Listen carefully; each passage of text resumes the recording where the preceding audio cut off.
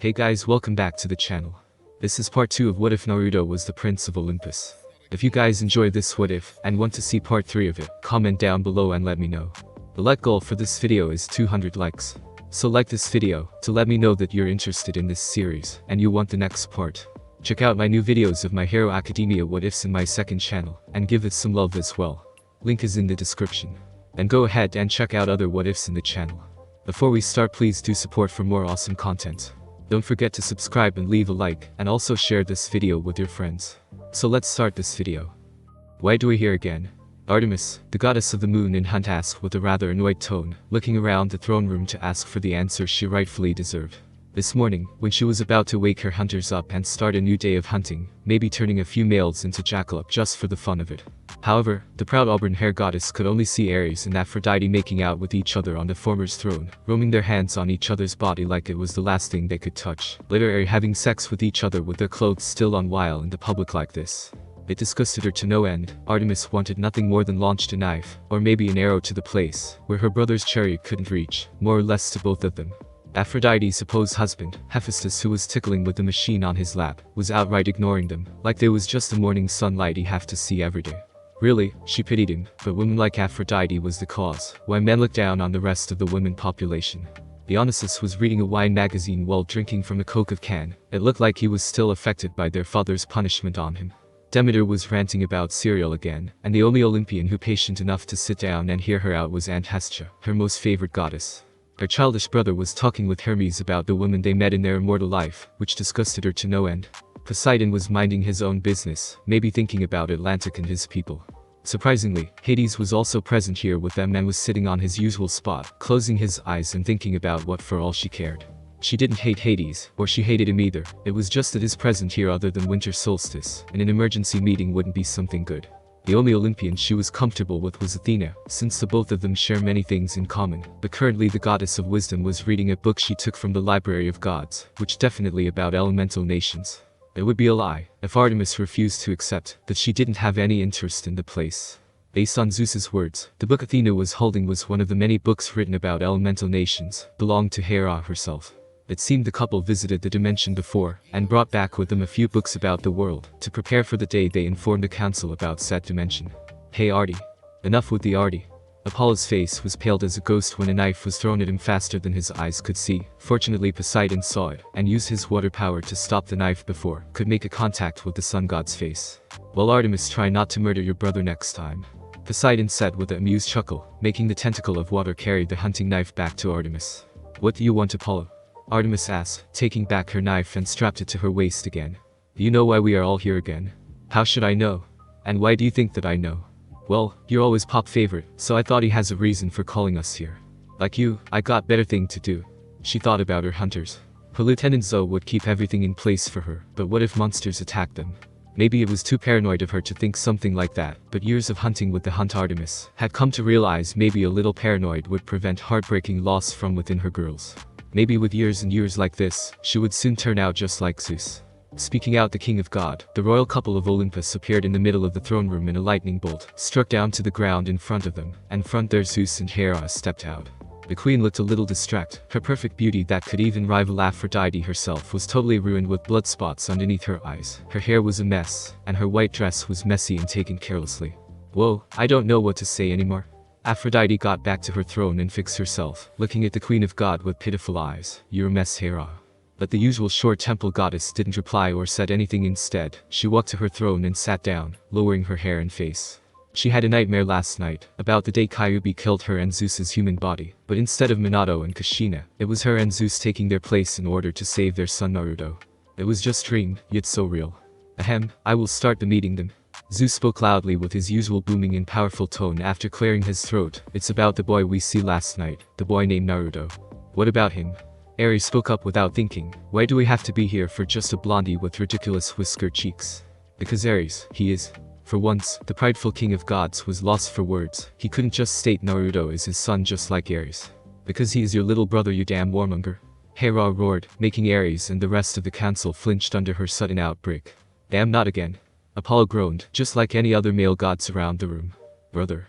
Poseidon stood up with his trident radiating with power. You broke the oath twice. His voice was so angry that one could imagine a storm causing chaos on top of a peaceful ocean. Explain yourself.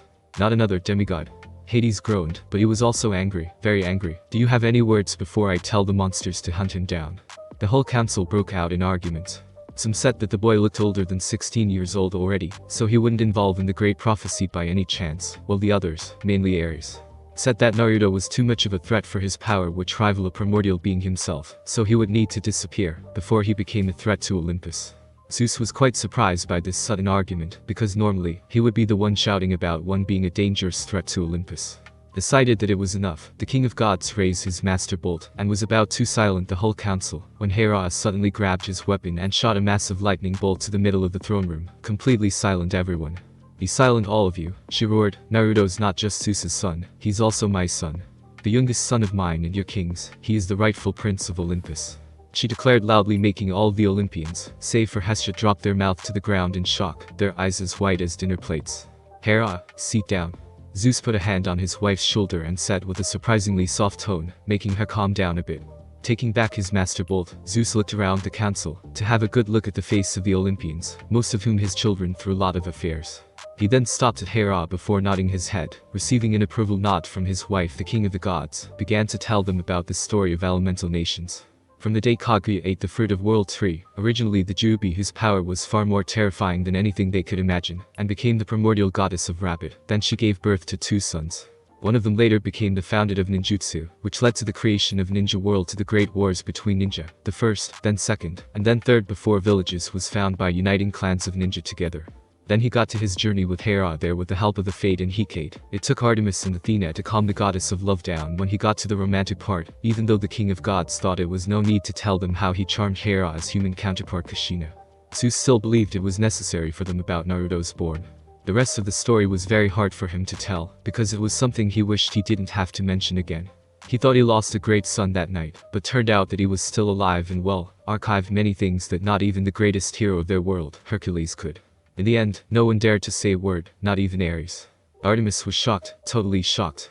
She couldn't imagine the royal couple of Mount Olympus not only acting, but actually be humans, and gave birth to a son together at elemental nations. The child, while wasn't an immortal god definitely, had clearly showed the power that he should be a god in the first place. Artemis still know very little about the power of these shinobi, but she was sure that kind of power couldn't be found on someone else. And Prince? Why would they call him Prince? Well, he might be the youngest and all of Zeus and Hera's son were abnormal. Wouldn't that make him another abnormal? After all, prince or not, he is male. It would be much easier to show you our memories, but it will take a lot of times to watch. Zeus continued, announcing loudly, now we get back to the reason I call you here. As we already swore to the Styx, to never return to elemental nations, we can't go back to the place anymore. Both Hera and I had agreed that we should have at least one Olympians go to that world to bring Naruto to his rightful place, here at Olympus. Let me go, father. Ares jumped in instantly, thinking about the opportunity to fight Naruto far sooner than he planned. I will bring little bro back to Olympus. He finished with a bloodthirsty grin. It was clear for the other Olympians about Ares' intention. He clearly didn't care much about the fact that Naruto is his younger brother. No, let me go.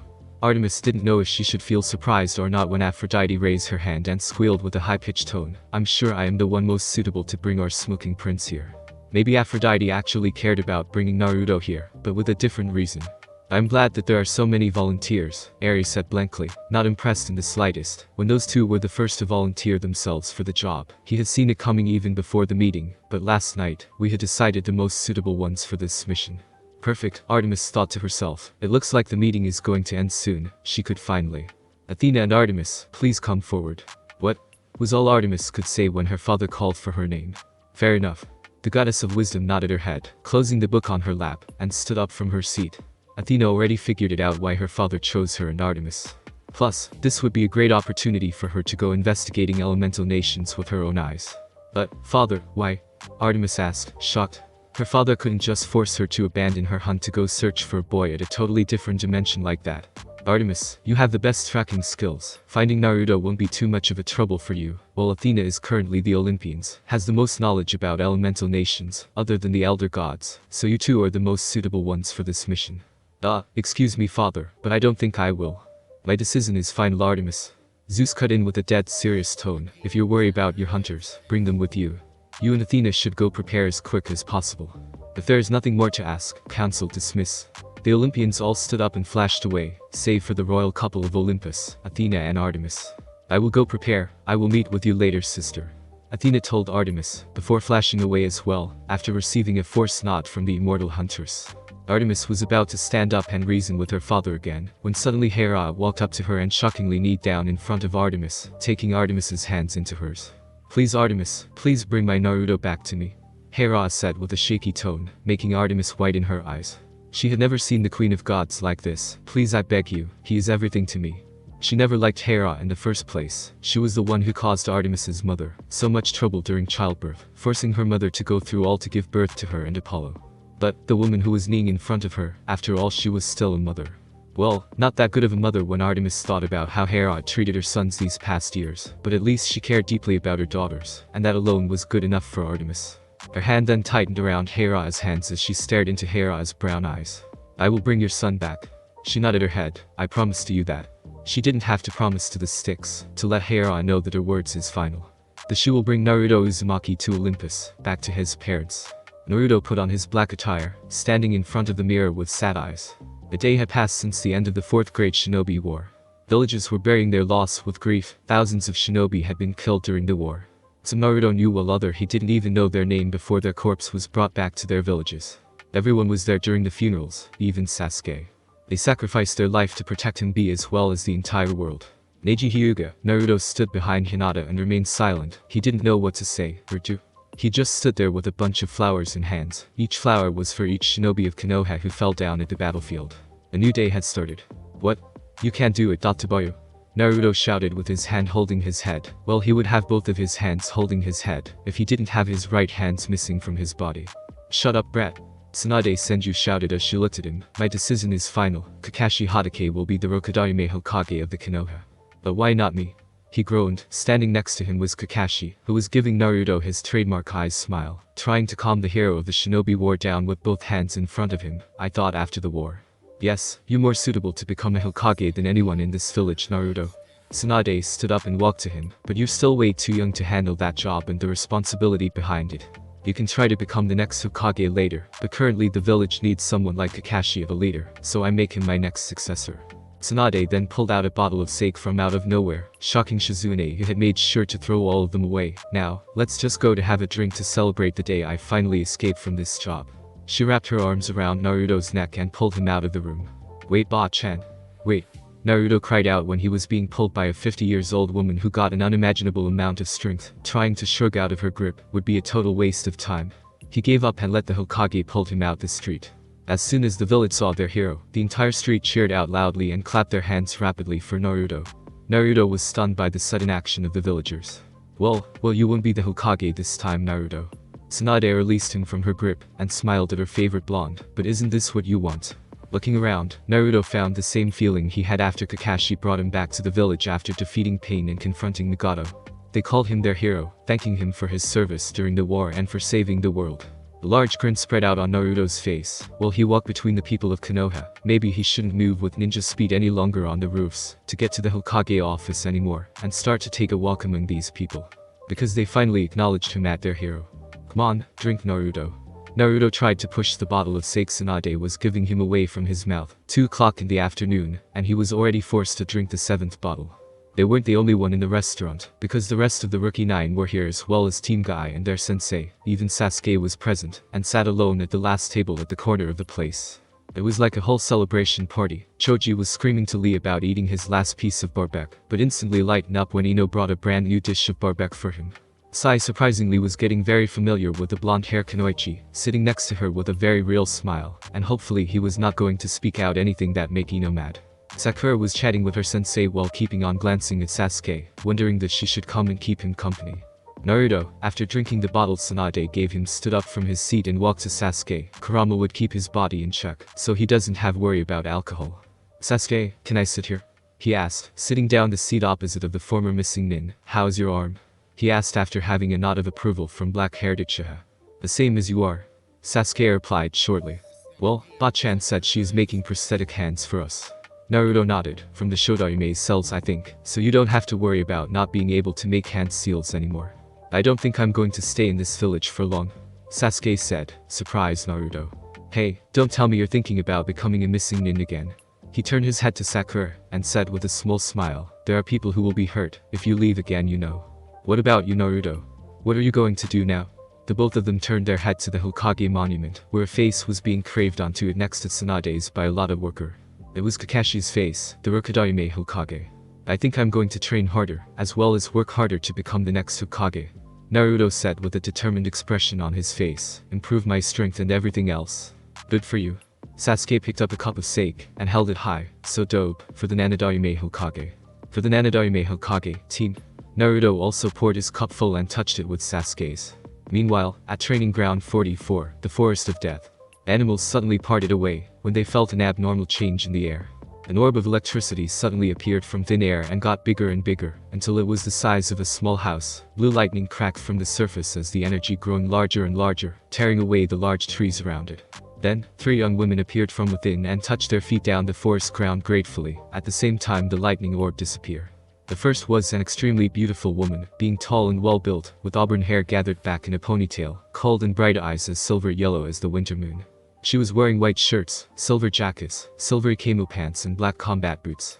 The woman also carrying a magic bow and arrows, with 2 hunting knives strapped to her waist. The one who was wearing a normal clothes at her left was another very beautiful woman, with long black hair and intense grey eyes.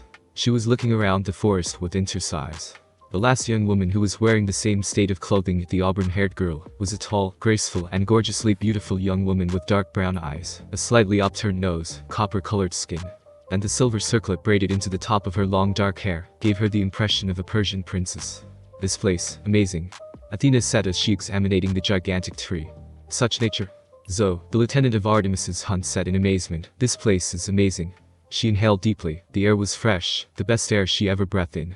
While the Hun was staying at her palace at Camp Half-Blood, much to their shock and disappointment as well as disgust, Athena decided that it was best taking one more huntress with her, just in case they couldn't find Naruto where he should be, so Artemis decided to bring Zoe, her closest and best huntress, with them. Artemis was lost for words. She could feel a very powerful force of nature at this place from this forest alone, and it was as powerful as Earth's nature for mortal invent machines that slowly pollute the environment. So, how do we get out of here? Artemis asked. Why can Father teleport us directly to this Konoha place? This is the Forest of Death, Training Ground 44 of Konoha, Athena informed before walking ahead of them. Snapping her fingers, she brought out a map of Konoha, which her father landed it to her this morning. We go this way, to get to the village, before heading to Father and Heira's old home, hoping that Naruto Uzumaki is there. Lady Artemis, the boy we are searching for. Don't ask anything, Zoe, let's get this over with. The goddesses and hunters walked in silence for the rest of the journey out of the Forest of Death. During the walk, they had an unpleasant encounter with a giant centipede, but it was taken down by Artemis and Zoe before it could do anything. They also had met with a lot of other gigantic creatures such as tigers, leeches and even various kinds of birds. Artemis, as a goddess of nature, quickly befriended them. Clearly these creatures were far more friendly than that centipede. When the village came into view, Athena stopped them and spoke up. Be careful when you go into the village. Our world is much more advanced than elemental nations.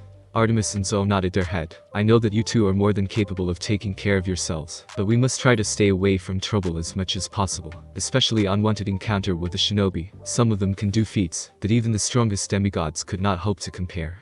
As soon as they stepped into the village, the group of goddesses and hunters got a lot of attention from the villager, because it wasn't every day they got women as beautiful as they are walking in the village.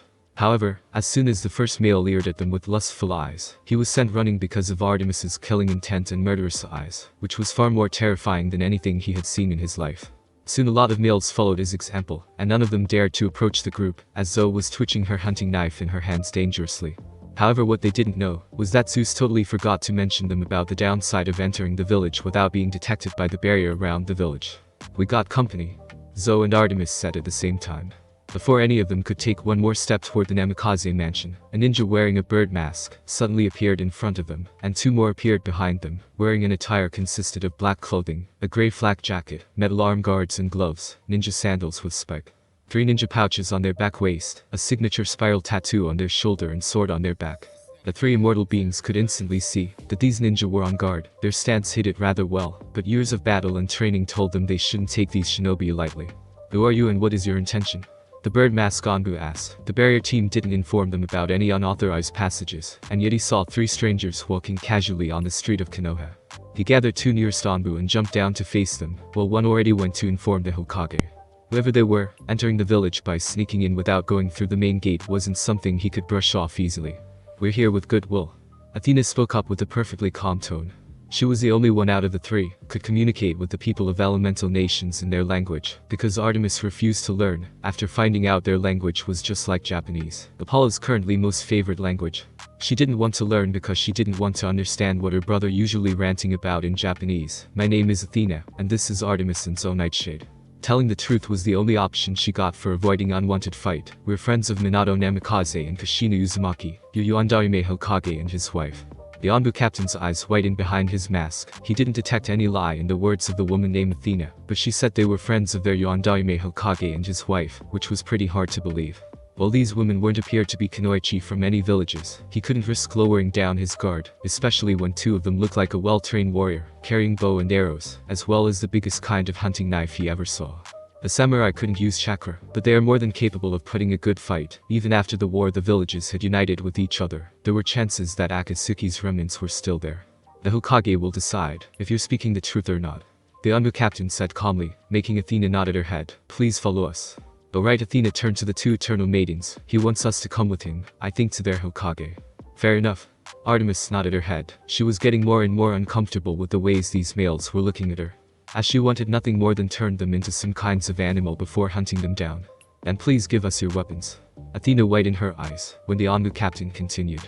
"What did he just say, Lady Athena?" Like her mistress, she wanted to notch an arrow into her bow and shoot the male villagers to the place where the sun don't shine. "They wanted us to give them your weapons." This was slowly getting out of control, and the goddess of wisdom could feel it in the air. "No way." Artemis shook her head before glaring at the Anbu captain. Her cold shiver eyes made him take a few steps back in nervousness. "There's no way I'm going to give my weapons to these more." But she stopped when suddenly, her eyes caught a glint of yellow went past her on top of the house at her right. Time seemed to slow down around Artemis as she slowly turned her eyes to her right and widened slightly when she saw the blonde. They were searching for jumping from roof and roof, with a speed that matched even her best huntresses. They could have thought it was this easy. This mission would end in no time. "Artemis, wait." Athena called when suddenly the goddess of the hunt turned around and stomped her foot on the ground, launching herself so high onto the nearest roof that completely shocked the villagers, as well as the Anbu. Faster than a cheetah, Artemis chased after Naruto Uzumaki with a speed that made her nothing but a sliver blue. Moving on top of these roofs were very easy for her, so it didn't take her more than 10 seconds to catch up to the blonde shinobi, who at first was 2 home fleets away from her. "Hey you, stop."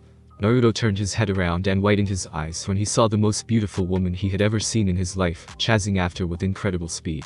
However, Artemis completely forgot that she didn't know how to speak his language, so Artemis's demand wasn't understood by Naruto at all. "Ha!" He spoke up the most logical thing at the moment. "Naruto Uzumaki, I order you to stop now." Naruto instantly stopped when he heard his name mentioned in her incomprehensible words. Seeing Naruto stopped running, Artemis also stopped herself. Now the only thing that stopped her from her mission was the gap between the 2-story houses they were standing on. At first glance, Naruto looked just like how he was during the battle against Kaguya, with most of his injuries healed and a few bandages on his face and body. However, because the right sleeves of his shirt was flying freely on the wind, it didn't take Artemis long to realize his right arm was missing. "Who are you?" he asked. Now, it was Artemis's change to not be able to understand what he said. But she once heard Apollo asked one of her huntresses' name in Japanese before being sent away by said huntress, and the rest of the hunt in a barrage of silver arrows before, so she got a basic idea of what he was asking. "Artemis." She pointed to herself, rather annoyed that the blonde was making a confused face. "Her name is Artemis. Or she is saying something in her language," Naruto asked himself. "Artemis. Oh no." Kurama thought inside of Naruto's mindscape. The Nine-Tails Biju knew perfectly who was this auburn-haired woman from Naruto's mother. "I know that sooner or later they will find out and send one of the Olympians here, but her." "Naruto." Kurama decided to speak up. "I sagely advise you not to anger that woman in any way." "Huh? Why? You know her, Kurama?" Naruto asked, looking at the gigantic Nine-Tails fox in his mindscape. "Her name is Artemis, right?" "Yes, her name is Artemis, but for now, you only need to know that she have problem with the opposite gender." Naruto paled instantly. "The men hate her." "Naruto." Naruto pointed to himself, Naruto Uzumaki, introducing himself with his trademark grin, even though he was nervous inside. The hunting knife she was carrying looked really big, and her bow and arrows seemed to be extremely dangerous. "I know who you are." she said sarcastically. Now don't make me come over there and force you back to your mother. Come over here, boy. She pointed to him before pointing the spot next to her, hoping that he would understand what she wanted. Sorry, but I don't understand what you're saying. He shook his head, thinking, maybe Ba-chan will know. She traveled a lot, did she? Naruto pushed Chakra to his feet and jumped over the opposite roof, landing gratefully in front of Artemis. Come on, let's go to Ba-chan. She will. He took her wrist, realizing that talking with her would be no use, because just like him, she couldn't understand what he said. However, Naruto didn't realize he just made a grave mistake. Artemis widened her eyes, before snapping her hand out of Naruto's grip, at the same time pulling her hunting knife out faster than Naruto could even see her hand move, heading toward his throat. Without his right hand, Naruto had to move his body back to avoid the dangerous knife. Naruto didn't bring any weapons with him today, so blocking that sharp knife would be out of question. Shit. He cried, what the hell are you doing? I told you, Naruto, she has problem with male. Kurama groaned. You didn't make the situation any better for me. Without one of his hand and the smallest piece of weapon with him, Naruto had no choice but. How dare you touch me? Artemis roared. This male just touched her. How dare he? She was the proud goddess of the moon and hunt. How could a boy, a son of Zeus and Hera no less, just come and touch her casually like that? Artemis pulled out her other hunting knife and attacked him with both of her weapons. Hera didn't ask her to bring him back in one piece, and unharmed. This would be his first warning for trying to touch her. To make sure that he would never dare to cross her again in the future whenever they meet at Olympus. However, she couldn't believe her eyes when Naruto suddenly raised his hand and broke one of her hunting knives, before grabbing the last knife with his bare hand. Calm down, he said with a calm tone. Looking up, Artemis saw his eyes had changed to yellow toad-like eyes with orange pigmentation around his eyes. But what shocked her was the feeling of nature coming from him. It was like he had become one with nature. Such force of energy could only be felt from natural spirits such as nymphs or naiads, yet this young man in front of her was emitting the same kind, if not even more power natural energy than them. Who was this boy? Artemis, right? He asked. Hand was still gripping her knife. Hello. Artemis blinked once, then twice before realizing that she had spaced out the whole minute. Raising her legs, she kicked his gut hard, sending Naruto flying with unimaginable force. Putting her hunting knife back to the sheath, Artemis took a bow and notched 3 arrows, and just stopped for a millisecond to aim, before shooting them with the speed faster than any ninja could throw their kunai or shuriken. Or should she say in her world's language, faster than a machine gun. Oh shit. Naruto cried out before using his leg to catch one of the arrow heading to his crotch, using his hand to catch another aimed for his heart, and his teeth to catch the last one aimed for his head. This woman was incredibly skilled with bow and arrows, to think that she could aim perfectly at all the weak points of his body, while he was flying with neck-breaking speed. Naruto quickly balanced himself on a roof and dashed his feet on the ground to look at Artemis, who was 15 yards away from him, but seeing her speed and the way she shot those arrows, he doubted this distance could keep him safe. Artemis, the goddess of the hunt, turned around and saw Athena came running at her with aegis in hand. What are you thinking? The black-haired goddess asked with a slight frustration in her tone. Now they are chasing after us. You see that boy over there? Artemis pointed her hand to Naruto. It's our little half-brother. Athena nodded her head. He was Naruto Uzumaki indeed. Care to explain? He was over there with your arrows. Without the need to look, Athena raised her shield and blocked the incoming kunais and shurikens. Olympus were chasing after them, and Zoe was just right a few houses behind them, shooting arrows at the masked shinobi, effectively slowing them down. But with the numbers behind her, the lieutenant of Artemis doubted that she has enough arrows to shoot. Athena told her to not kill them, so she only shot her arrows at the non-fatal points on the body. But because her opponents were the most skilled shinobi, they easily blocked the arrows with their swords and kunai. Thereafter Naruto. The captain shouted, quick, get them. 3 women just casually walked into their village without any permission, and now was after their hero. Those women, while using weapons unlike any shinobi, and hadn't used any ninjutsu yet, was skilled, very skilled, and knew what they were doing. Want to hurt Naruto in their village? Not on his watch. Misters. Zoe called when she stopped in front of Artemis. The shinobi was coming near, and she only had 10 arrows left. This will keep them away. Artemis said and called for her godly power. The Anbu stopped on their track when suddenly they heard the sound of 1,000 insects coming at their direction. Looking up, all Anbu widened their eyes in shock, when a black cloud of 1,000 or even millions of insects were coming straight at them from the forest outside of Konoha. The insects gathered around them, flying around the Anbu, making them cry out in shock. The hell? Naruto dropped his mouth in shock. She is an Aburame or something. The only ones Naruto knew who could control insects was Shino and his family, but control that kind of numbers was out of question. His eyes then returned to the auburn-haired woman, now accompanied by 2 more, both of whom was as beautiful as the girl who attacked him, and the head on the bronze shield that black-haired woman was holding was enough to freak him out. Just perfect. Naruto turned around, dropping all the arrows to the ground and started to run. I already got enough psychos after me. I really don't need 3 more. You can't run away from them, Naruto. Kurama said, one of them have the skills to track you down even you are halfway around the world. Running away from is pointless. They said I'm going to run away. A smirk appeared on his face as Naruto he headed toward the nearest training ground. You want to fight them, are you, Naruto? Kurama chuckled when he realized Naruto's intention of heading to a wide area. Just let you know that two of them have enough power to level the entire village in a minute or so. You kidding, right? Naruto laughed forcefully. Naruto, wait. He heard one of them shouted, but this time he could perfectly understand her. Stop, we need to talk. No, wait. He shouted back, pointing at Artemis. That woman is trying to kill me. There's no way I'm going to let her slice me in half. He shouted in a dramatic way. Yeah, I can clearly see who his father is. Athena sighed. His shouting face was ridiculous. He said he's not going to stop because you want to slice him in half. Told him that he doesn't stop now, I will make him suffer more than just being sliced in half. Artemis gritted her teeth and pulled out another arrows, ready to put it through the blonde head. Calm down, Artemis. We're not here to kill him. Athena shook her head. What did he do to anger you anyway? He touched me. Zoe's eyes turned cold, and she saw red when she heard her mistress's words. How dared he? Before Naruto could get to the training ground, an arrow flew past him, just missing his head for a few millimeters. Turning his head around to look, he saw the tiara-wearing girl suddenly launched herself forward even faster than the other two. Oh shit. Her hunting knives were out and glinted dangerously in her hands. Guessed I have no choice then. Naruto turned his eyes to the front and was about to call for Kurama's power when suddenly. Naruto, we know your parent. Athena shouted. Naruto immediately stopped with his eyes widened. Normally, it wasn't that uncommon for people to know about his parent, who were very famous. But for some reason, he got a feeling that when these women said they knew his parent, they had a totally different ideas than the other. You're dead. Naruto turned around just in time to use his hand to block the hunting knife, but since he was in sage mode, the knife shattered underneath his rock-hard skin, making Zoe widen her eyes in shock. You know my parent? What do you mean when you said you know my parent? He asked, pushing Zoe back with his strength, making a safe distance between her and him. Athena got down next to the huntress of Artemis and put her shield away, looking at Naruto with her stormy gray eyes. With just the first look she could tell a lot about this boy. Clearly he was unlike any of his full-blood brothers, especially a warmonger like Ares.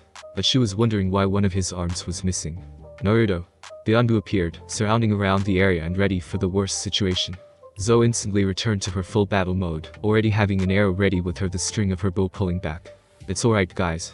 Naruto held up his hand and said to reassure the Anbu captain and his team, before turning back to Athena. Now, answer my question. Naruto, what do you know about your parent? Minato Namikaze and Kushina Uzumaki. They died, sacrificed their life to protect me. He said shortly, but enough to tell these women about his parents. The truth is, Naruto, your parent, they're still alive. Athena declared, shocking the entire area, and they sent us here to bring you back to them.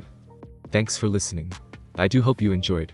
If you want a next part of this video, like, subscribe, and comment down below, and turn on that bell notification, and also check out the other videos that I have created, and enjoy. See you in the next video. Peace.